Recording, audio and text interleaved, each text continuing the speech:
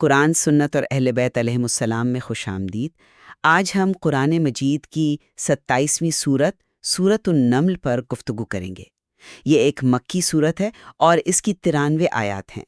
اچھا، اس سورت میں حضرت موسیٰ، حضرت سلیمان اور دوسرے انبیاء کے قصے بیان ہوئے ہیں، اور ان قصص کی نوعیت پر اکثر ایک فکری بحث ہوتی ہے۔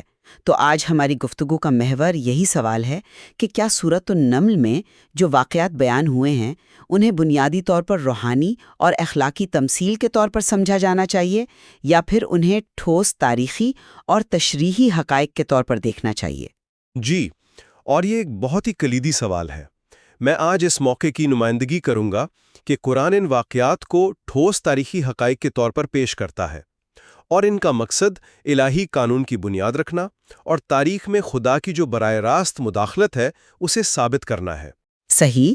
اور میں یہ نقطۂ نظر پیش کروں گی کہ ان واقعات کا جو اصل مقصد ہے وہ تمثیلی اور روحانی ہے، یعنی یہ قصے صرف تاریخی بیانات نہیں بلکہ انسانیت کے لیے ایمان، تکبر اور منصفانہ قیادت جیسے موضوعات پر لازوال اسباق ہیں۔ بالکل۔ تو آئیے گفتگو کا آغاز کرتے ہیں۔ سورت کی جو ابتدائی آیات ہیں ان میں قرآن کو کتاب مبین اور مومنین کے لیے ہدایت و بشارت کہا گیا ہے۔ اب دیکھیں، یہیں سے میرے موقف کو تقویت ملتی ہے۔ فرمایا گیا الذین یقیمون الصلاۃ ویؤتون الزکاۃ وہم بالآخرۃ ہم یوقنون۔ مومنین کی یہ جو صفات ہیں، نماز قائم کرنا، زکوٰۃ دینا اور آخرت پر پختہ یقین رکھنا، یہ سب ٹھوس اعمال اور عقائد ہیں۔ یہ صرف روحانی کیفیات نہیں ہیں۔ مطلب قرآن یہاں ان عملی پہلوؤں کی رہنمائی کر رہا ہے جو اس کے تشریعی اور عملی کردار کو ظاہر کرتا ہے۔ اچھا، میں آپ کی بات سمجھ رہی ہوں، لیکن میں اسے ایک مختلف زاویے سے دیکھتی ہوں۔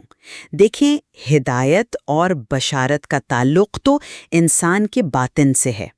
یہ اعمال یعنی نماز اور زکوٰۃ، یہ اسی باطنی کیفیت یعنی ایمان کا ایک عملی ظہور ہے۔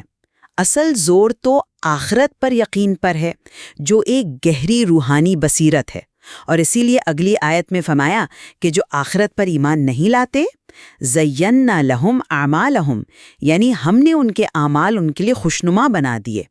اب یہ ایک نفسیاتی اور روحانی عمل ہے، نہ کہ کوئی تاریخی واقعہ۔ یہ چیز ظاہر کرتی ہے کہ قرآن کا بنیادی سروکار انسان کی داخلی دنیا اور اس کے اخلاقی زاویہ نگاہ سے ہے۔ جی، لیکن یہ اعمال کا خوشنما ہو جانا یہ بھی تو ایک ٹھوس اور قابل مشاہدہ نتیجہ ہے۔ جب کوئی معاشرہ آخرت کے تصور کو ترک کر دیتا ہے تو اس کے نزدیک ظلم، استحصال اور مادہ پرستی جیسے اعمال ہی ترقی اور کامیابی کی علامت بن جاتے ہیں۔ قرآن یہاں ایک تاریخی اور سماجی قانون بیان کر رہا ہے کہ آخرت کے انکار کے حقیقی دنیا میں کیا نتائج مرتب ہوتے ہیں۔ یہ محض ایک داخلی کیفیت کا بیان نہیں ہے، بلکہ ایک خارجی حقیقت کی تشخیص ہے۔ آپ اسے ایک سماجی قانون کہہ رہے ہیں، جبکہ میں اسے ایک روحانی اصول سمجھتی ہوں۔ ٹھیک ہے، دونوں ایک دوسرے سے جڑے ہیں، لیکن قرآن کا جو نقطۂ آغاز ہے وہ فرد کا باطن ہے۔ آئیے حضرت موسیٰ علیہ السلام کے واقعے کو دیکھتے ہیں، شاید اس سے ہمارا اختلاف اور واضح ہو۔ جب وہ آگ کے پاس پہنچتے ہیں تو ندا آتی ہے، بوری کا من فی النار ومن حولہا، یعنی بابرکت ہے وہ جو آگ میں ہے اور جو اس کے ارد گرد ہے۔ میرے نزدیک یہ ایک بہت گہرا روحانی اور علامتی بیان ہے۔ آگ یہاں الہی تجلی کا استعارہ ہے۔ یہ کوئی مادی آگ نہیں، بلکہ ایک ایسی کیفیت ہے جو مکان اور زمان سے ماورا ہے، اور اللہ کا خود کو فوراً بعد سبحان اللہ رب العالمین کہہ کر ہر مادی تہدید سے پاک قرار دینا، وہ اسی علامتی معنی کو تقویت دیتا ہے۔ حضرت موسیٰ کہتے ہیں انی آنست النارم، میں نے ایک آگ دیکھی ہے۔ وہ اس سے خبر یا شعلہ لانے کی بات کرتے ہیں تاکہ ان کے اہل خانہ گرمی حاصل کر سکے۔ یہ ایک ٹھوس مادی ضرورت اور مشاہدے کا بیان ہے۔ تو اس واقعے کی تاریخی حقیقت اس کی بنیاد ہے۔ الہی تجلی ایک حقیقی نظر آنے والی آگ کی صورت میں ظاہر ہوئی تاکہ وہ حضرت موسیٰ کے لیے ایک ناقابل تردید معجزہ ہو۔ اگر یہ محض ایک باطنی کیفیت ہوتی تو بعد میں فرعون کو دکھانے کے لیے عصا اور ید بیضا جیسے ٹھوس معجزات کی ضرورت ہی کیوں پیش آتی؟ لیکن وہ معجزات بھی تو اپنی جگہ علامتی اہمیت رکھتے ہیں۔ عصا کا سانپ بننا فرعون کے جادوگروں کے جھوٹے اقتدار کو نگل جانے کی علامت ہے، اور ید بیضاں حق کی روشن دلیل کی علامت ہے۔ لیکن جو اصل واقعہ ہے، یعنی نبوت کا آغاز، وہ ایک گہرے روحانی تجربے سے ہوتا ہے۔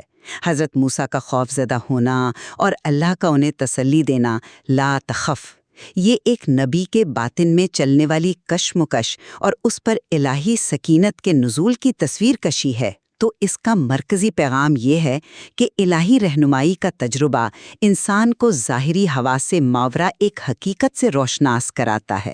مگر قرآن خود اس واقعے کے تاریخی نتیجے پر زور دیتا ہے۔ آیت 14 میں فرعونیوں کے انکار کی وجہ بیان کی گئی، وَجَحَدُوا بِهَا وَاسْتَيْقَنَتْهَا أَنفُسُهُمْ ظُلْمًا وَعُلُوًّا، انہوں نے ان نشانیوں کا انکار کیا حالانکہ ان کے دلوں نے یقین کر لیا تھا، محض ظلم اور تکبر کی وجہ سے۔ یہاں جہود کا لفظ استعمال ہوا ہے، یہ کسی ٹھوس ناقابل تردید حقیقت کو جان بوجھ کر جھٹلانے کے معنی میں آتا ہے۔ انہوں نے کوئی تمثیل یا روحانی تجربہ نہیں جھٹلایا، بلکہ اپنی آنکھوں سے دیکھے گئے معجزات کو جھٹلایا۔ یہ واقعہ ظلم اور تکبر کے تاریخی اور سیاسی محرکات کو بے نقاب کرتا ہے، جو ہمیشہ سے حق کی راہ میں رکاوٹ رہے ہیں۔ صحیح، لیکن آپ جہود کو صرف تاریخی تناظر میں دیکھ رہے ہیں۔ میں سمجھتی ہوں کہ جہود ایک دائمی انسانی رویہ ہے۔ ہر دور کا انسان اپنے باطن میں حق کو محسوس کرنے کے باوجود اپنے تکبر اور مفادات کی وجہ سے اسے جھٹلاتا ہے۔ تو فرعون اور اس کی قوم ایک آرکیٹائپ ہیں، ایک تمثیل ہیں جو اس رویے کی نمائندگی کرتے ہیں۔ ان کا قصہ ہر اس شخص کے لیے ایک آئینہ ہے جو حق واضح ہو جانے کے بعد بھی اسے قبول نہیں کرتا۔ اچھا، آئیے اب حضرت داؤد اور سلیمان علیہ السلام کے قصے کی طرف بڑھتے ہیں۔ یہاں میرا موقف اور بھی مضبوط ہو جاتا ہے۔ آیت 16 میں واضح طور پر کہا گیا، وَوَرِثَ سُلَيْمَانُ دَاوُودَ، یعنی اور سلیمان داؤد کے وارث ہوئے۔ اب یہاں وراثت کے لیے جو لفظ استعمال ہوا ہے وہ عربی زبان میں مال، ملک اور منصب کی منتقلی کے لیے ہی استعمال ہوتا ہے۔ یہ ایک واضح قانونی اور تاریخی بیان ہے۔ اسے محض علم یا نبوت کی روحانی وراثت قرار دینا، یہ تو متن کے ظاہری اور لغوی معنی کو نظر انداز کرنا ہے۔ تاریخ میں اسی آیت کو انبیاء کے مادی وراثت کے ثبوت کے طور پر پیش کیا جاتا رہا ہے، جیسا کہ جناب فاطمہ زہرا سلام اللہ علیہا نے فدق کے معاملے میں کیا۔ جی، میں اس آیت کی تاریخی اہمیت سے انکار نہیں کر رہی، لیکن اس کے سیاق و سباق کو دیکھنا بھی ضروری ہے۔ اس سے پچھلی آیت میں فرمایا گیا کہ ان دونوں کو علم عطا کیا گیا، اور انہوں نے اسی علم کی بنیاد پر اللہ کا شکر ادا کیا کہ الحمدللہ الذی فضلنا علی کثیر من عبادہ المؤمنین۔ تو ان کی فضیلت اور حکومت کی بنیاد علم تھا، نہ کہ صرف بادشاہت۔ لہٰذا جب حضرت سلیمان وارث ہوئے تو وہ بنیادی طور پر اسی علم اور حکمت کے وارث ہوئے جو حکومت کی روح تھی۔ بادشاہت اس روحانی وراثت کا ایک ظاہری پہلو تھا، اصل وراثت تو باطنی تھی۔ لیکن حضرت سلیمان خود اپنی حکومت کے مادی اور ٹھوس پہلوؤں کا ذکر کرتے ہیں۔ علمنا منطق الطیر وأوتینا من کل شیء، ہمیں پرندوں کی بولی سکھائی گئی اور ہمیں ہر چیز عطا کی گئی۔ اب پرندوں کی بولی سمجھنا ایک ٹھوس معجزاتی صلاحیت ہے، یہ کوئی استعارہ تو نہیں۔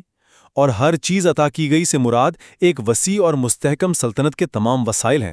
یہ ان کی حکومت کی تاریخی اور حقیقی وسعت کو ظاہر کرتا ہے۔ اور اسی عظیم سلطنت کے بیان کے فوراً بعد چونٹی کا واقعہ آتا ہے۔ ایک چونٹی کہتی ہے کہ اپنے بلوں میں چلی جاؤ، کہیں سلیمان اور ان کے لشکر تمہیں کچل نہ دیں۔ حضرت سلیمان اس کی بات سن کر فتبسم ضاحکا، یعنی مسکراتے ہوئے ہنس پڑے۔ یہ واقعہ اس عظیم بادشاہت کا روحانی اور اخلاقی خلاصہ ہے کہ اتنی طاقت رکھنے والا حکمران ایک چونٹی کی فکر اور اس کی بات پر توجہ دیتا ہے۔ یہ تکبر کے بالکل برعکس، یعنی انتہائی عاجزی کی تمثیل ہے۔ یہ قصہ ہمیں طاقت کے حقیقی مقصد کے بارے میں سکھاتا ہے، جو کمزور ترین مخلوق کا بھی خیال رکھنا ہے۔ تو یہ ایک اخلاقی سبق ہے، نہ کہ صرف ایک تاریخی انکشاف کہ حضرت سلیمان چونٹیوں کی زبان سمجھتے تھے۔ میں اس اخلاقی سبق کی اہمیت کو تسلیم کرتا ہوں، لیکن یہ سبق اس واقعے کی حقیقت پر مبنی ہے۔ اگر یہ واقعہ پیش ہی نہ آیا ہو اور یہ محض ایک کہانی ہو تو اس کا اثر کم ہو جاتا ہے۔ اس کی طاقت اسی بات میں ہے کہ اللہ نے اپنے ایک نبی کو واقعتاً یہ صلاحیت عطا کی، اور اس نبی نے اس معجزاتی طاقت کا جواب تکبر سے نہیں بلکہ شکر اور عاجزی سے دیا۔ حضرت سلیمان کی دعا رب اوزعنی ان اشکر نعمتک، یہ اس حقیقی معجزاتی تجربے کا رد عمل ہے۔ یہ تاریخ ہے جو ہمیں اخلاقیات سکھا رہی ہے، تمثیل نہیں بلکہ ایک تاریخی مثال۔ تو خلاصہ یہ ہے کہ میرے نزدیک سورۃ النمل کے یہ قصے بنیادی طور پر روحانی تمثیلات ہیں۔ آگ کی تجلی، عصا کا معجزہ اور سلیمان کی عظیم سلطنت، یہ سب انسان کے باطنی سفر، ایمان اور کفر کی کشمکش اور طاقت کے ساتھ آنے والی اخلاقی ذمہ داریوں کے استعارے ہیں۔ ان کا مقصد ہر دور کے انسان کو ایک گہری روحانی اور اخلاقی بصیرت فراہم کرنا ہے۔ اور میں اس نتیجے پر پہنچا ہوں کہ ان قصوں کی تاریخی اور تشریحی حیثیت ہی ان کی بنیاد ہے۔ قرآن ان واقعات کو ٹھوس حقائق کے طور پر پیش کرتا ہے تاکہ یہ ثابت ہو کہ اللہ تاریخ میں براہ راست مداخلت کرتا ہے، اس کے قوانین ٹھوس بنیادوں پر قائم ہیں، اور اس کے انبیاء کو دی گئی نشانیوں کا انکار ایک تاریخی جرم تھا جس کے حقیقی نتائج برآمد ہوئے۔ روحانی اسباب یقیناً موجود ہیں، لیکن وہ ان تاریخی سچائیوں پر قائم ہیں۔ بلا شبہ ان دونوں نقطۂ ہائے نظر پر غور کرنے سے قرآن کے پیغام کی گہرائی اور اس کی جو مختلف جہتیں ہیں وہ مزید آشکار ہوتی ہیں۔ شاید حق ان دونوں کے امتزاج ہی میں پوشیدہ ہو۔ بالکل، اور یہ بحث اس بات کی عکاسی کرتی ہے کہ کلام الہی میں غور و فکر کے کتنے ہی درواہ ہیں۔ انشاءاللہ آئندہ نشست میں ہم حضرت سلیمان اور ملکہ سبا کے واقعے پر اسی طرح کے مختلف زاویوں سے گفتگو جاری رکھیں گے۔